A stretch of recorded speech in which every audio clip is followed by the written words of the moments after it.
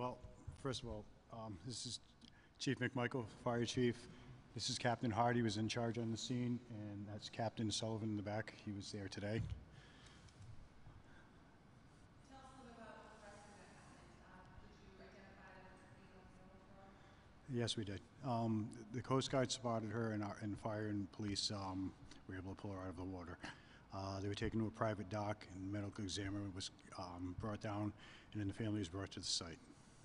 Do you have the name? I'm going to refer to the police department for that kind of information. Is that okay? Captain Hart. He has the answers you need. Good afternoon, everyone. Captain Robert Hart, HART of the Warwick Police Department, Dive and Marine Unit.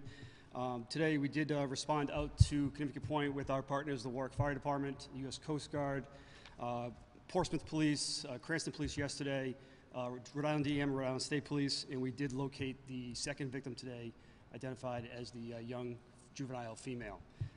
Her name is Yoscarly Martinez, age 10 years old. Sure. Last name is Martinez, M-A-R-T-I-N-E-Z. First name is Yoscarly, Y-O-S-K-A-R-L-Y. Confirmed is 10. Almost 11. And she was found sort of, you're looking at the sandbar to the left of it? If you're standing at the sandbar looking out at Conimicut Lighthouse, she was found on the north side, which would be to the left, approximately 100 yards from the lighthouse, so closer to shore, in approximately 5 to 6 feet of water. Very shallow. The police and fire divers are able to actually walk out there from a boat and able to retrieve her. This is obviously not the first time this has happened here. Tell us a little bit about why this is so dangerous for those who often go onto that sandbar. Well, that sandbar, again, it's very shallow. It's very deceiving at low tide. You can walk out to almost the lighthouse itself. As that tide changes from either low tide to high tide, it moves in extremely rapidly. There's a very strong current there. In fact, when our divers are out working there, they have to either be tethered to a boat in most cases, or they have to actually plant themselves in the ground and dig along the surface, or else they're going to get pulled. It's such a strong, strong current. In addition to that, as the current's flowing, the sand at the sandbar can move.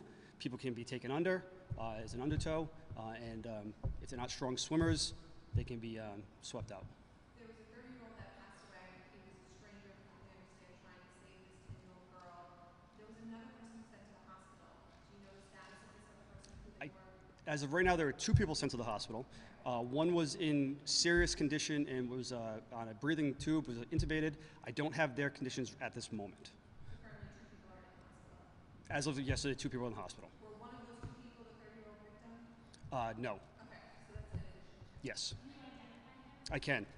His name is Valentin, V-A-L-E-N-T-I-N, Cardona, C-A-R-D-O-N-A, Sanchez, S-A-N-C-H-E-Z, and he's 35 years old. I'm not. It's out of Central Falls, but I'm not sure. And I don't want to confirm that at the actual house address. That was one of the victims that's currently in the hospital. No, that's the deceased male Okay. that went in to rescue the juvenile. And they didn't know each other. I mean, from what we understand, were there other people trying to save this little girl as well? Yes, 2 of the people that are in the hospital were attempting to save the juvenile. The deceased male who attempted to effect a rescue was not related to the family. They were on the beach as well, went in to try to help, and unfortunately did not make it. What are the ages of the 2 people in the hospital?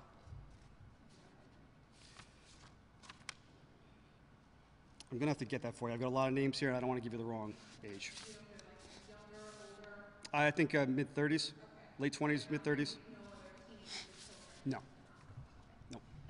Mayor, for you, obviously there's some signage there. The family that was there, they didn't speak English. We were speaking to some people who were there at the beach, and they said that there should be signage in Spanish and other languages, maybe even other sorts of signaling to stop people from going on the sandbar. Obviously, we only use so much. Are there any more efforts to try to prevent these tragedies from happening? Because this is clearly a problematic area. Well, in the coming days, I'll be sitting down with the police department, fire department, and the DEM to take a better look at it. I mean, right now, we've been focusing just on the search, and now we're just kind of recover. I mean, you know, we witnessed a child being taken out of the water today, and with the parents, it was heartbreaking. That's just kind of what we're doing right now. We're trying to heal a little bit. we'll be taking a look at it. We'll see if we can do something better. We're never going to be able to keep people off the sandbar. I grew up right in the area. You know, I was out there when I was 8 years old, 9 years old. We live in a town with 39 miles of coast, and it's all dangerous. These kind of things, unfortunately, are going to happen. We have to do what we can to prevent them, and we'll look at this situation in the coming days. I didn't see, I mean, forgive me if there are, I didn't see any no swimming signs. I saw danger, you know, things like that. Do you plan on maybe thinking about doing, like, just sitting in no swimming at all in that area? Again, I'm not sure what the signage is down there. We'll assess the situation. While I was down there yesterday, I was just focused on the search. Now, you mentioned yesterday on social media, the man who died, I'll try to say, you called her a hero. You Yes. called him a hero. Sort of, did you speak to the family about this man, but getting to this guy who specifically? No, other than shaking the hands, the family. I really didn't want to bother the families. I mean, we shook hands, nodded, and that was it. They were very somber, and I didn't want to intrude on them.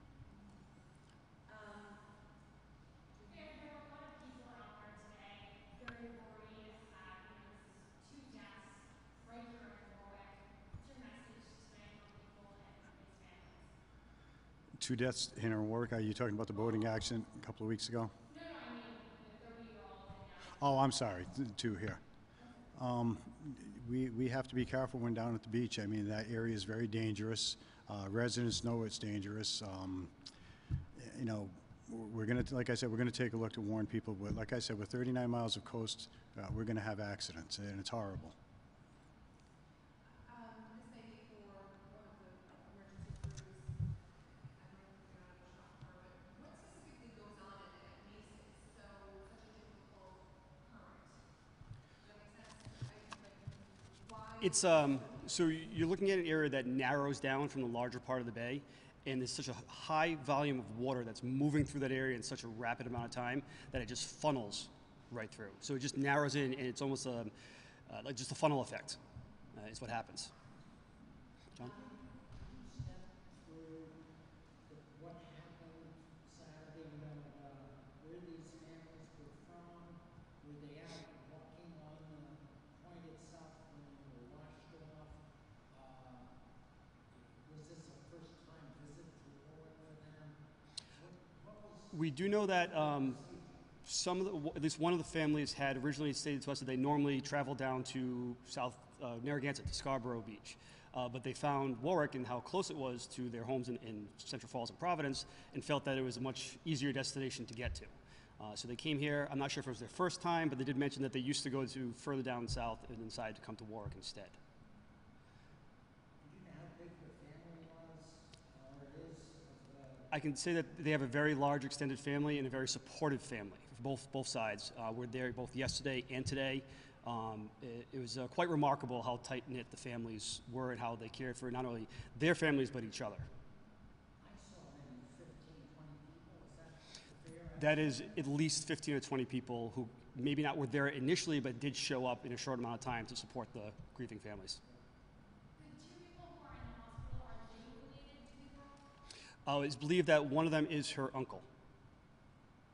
Do you know if she was on the sandbar with one of them? So what we received as the initial call was that they were on the sandbar, not as far as maybe you think further out towards the lighthouse, maybe again 100 yards off the actual park portion of the sandbar on the north side.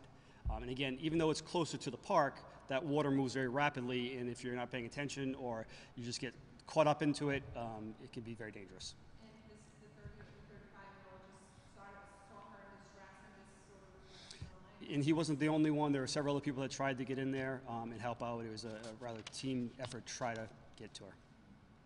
Can you just talk about the efforts of your divers? We saw a lot of boats out there. I mean, those divers were going obviously under and against a very strong current. I think I speak on behalf of the chief here and DEM and all their partner agencies. This was one of the best unified command assemblies we had of all the involved stakeholders. Again, we had our Warwick Fire Department divers and firefighters. We had our Warwick Police divers and boat operators. We had Rhode Island DEM, Rhode Island State Police, Cranston Police, Portsmouth Police, U.S. Coast Guard, Barrington Fire, and I believe Warren Fire. And if I forget someone, I apologize, but we had a lot of resources out there. And we, having close communication on shore with the incident commanders, we were able to talk to each group and coordinate a response where we had people actually walking the shoreline, tethered with flotation devices to actually walk into shallow water along the sandbar. We had boats who were doing sonar patterns that were dictated by the Coast Guard. We again had the Coast Guard helicopter there. And we also had divers who were going to places where the last seen point, where the person was last seen in the water. And what the Coast Guard does is, and our fellow responders, is when you go respond to something like this, you set what's called a datum point. You put something in the water and you watch it float. And you develop a pattern based on where it floats. If it would be a person, you'd have a semblance of where to go. The Coast Guard has a very extensive computer system where they model this type of thing, and they produce a report for us of predictably where someone could go initially, not maybe where we're going to find them today, but initially. So we had a very good plan in place and very good coordination amongst everybody.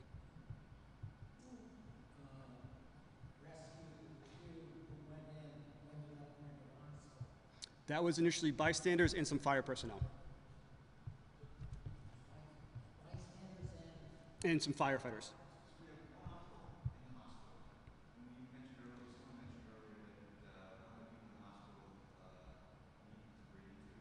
That was initially yesterday. I haven't had an update on that, so I'm not positive that's still the case.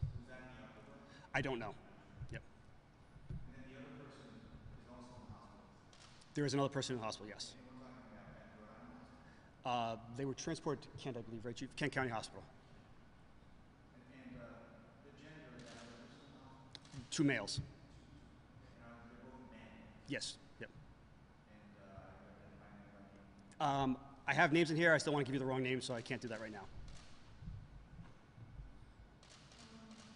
What's your message to those people who are going on the beach and are considering going on this? I mean, I can see why you're tempted to go on that. It is one of the nicest locations in the city for beach access to see what's the huge ships going by, the boats going by, whatever, but avoid the sandbar itself. If you want to go to the beach, use the south side of the beach, use the north side of the beach.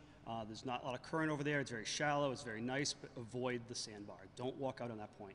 How many calls have you had? I mean, I don't know off the top of my head, but there's been several drownings there. I can think of at least 4 that I respond to myself over the past 12 years. So, but it's been more than that.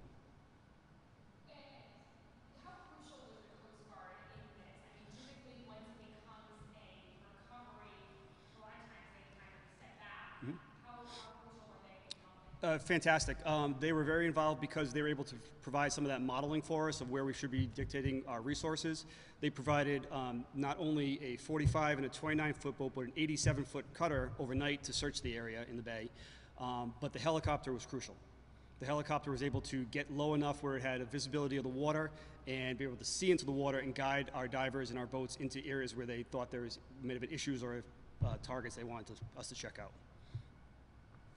And the weather cooperated with us this morning. It was very foggy this morning. The weather cleared. The Coast Guard was able to launch the helicopter, which got here from Cape Cod in a timely fashion. They initially located the female victim in the water, but then the sun went away, making it a little difficult. So they had to recircle. Luckily, the sun came back out. They were able to get a good visual and get our folks in there. Where we had a Warwick fire diver and a Warwick police diver physically in the water retrieving the victim. Correct. Yes. Yep. We have Providence and Central Falls. Would be Providence.